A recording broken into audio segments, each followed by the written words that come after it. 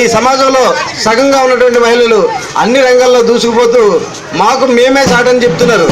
ఆ స్థాయి ఈ రోజు వచ్చిందంటే ఆ రోజు బాబాసాహెబ్ అంబేద్కర్ గారు మనకి తీసుకొచ్చినటువంటి చట్టాల కారణంగా చదువుకోకూడదు మహిళలు, అలాగే ఈ అస్పృశ్యులు చదువుకోకూడదు,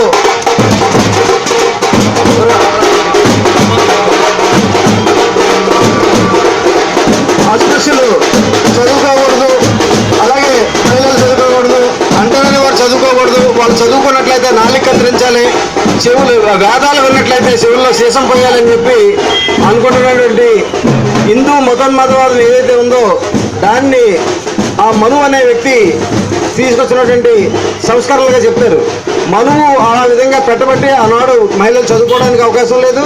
అలాగే పురుషులలో సమాజంలో ఉన్నటువంటి అట్టడుగు వర్గాలు ఎస్సీలు, బీసీలు, ఎస్టీలు వీళ్ళందరూ కూడా మైనారిటీ వర్గాలు చదువుకోవడానికి అవకాశం లేనటువంటి పరిస్థితుల్లో ఆ రోజు ఉంటే బాబాసాహెబ్ అంబేద్కర్ గారు మన కోసం ఎంతో కృషి చేసి చాలా ఉన్నతమైన చదువులు చదివి MA, PhD, DSC, LLD, delete, JP Bharat లాంటి చదువులు చదివి ఈరోజు మన భారతదేశం కాకుండా ప్రపంచం గర్వించదగినటువంటి వ్యక్తిగా ఆయన ఆవిష్కరించుకున్నారు.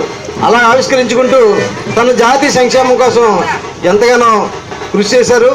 వారి సేవలు వారి గురించి మనం తెలుసుకోవడం కోసం, వారి గురించి చెప్పుకోవడం కోసం ఈరోజు ఇక్కడ మనం సమావేశం అయ్యాం.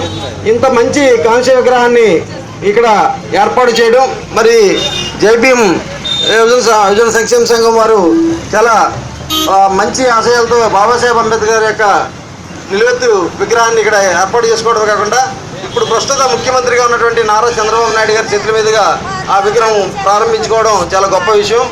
దీని వెనుక మన యువజన నాయకులు చాలామంది కృషి ఉంది. అలాగే పిల్లి శివ ముఖ్యంగా దీన్ని ముందుకు నడిపించడంలో చాలా కీలకమైనటువంటి పాత్ర పోషించడం చాలా అభినందించదగ్గ విషయం. ఈరోజు సమాచార హక్కు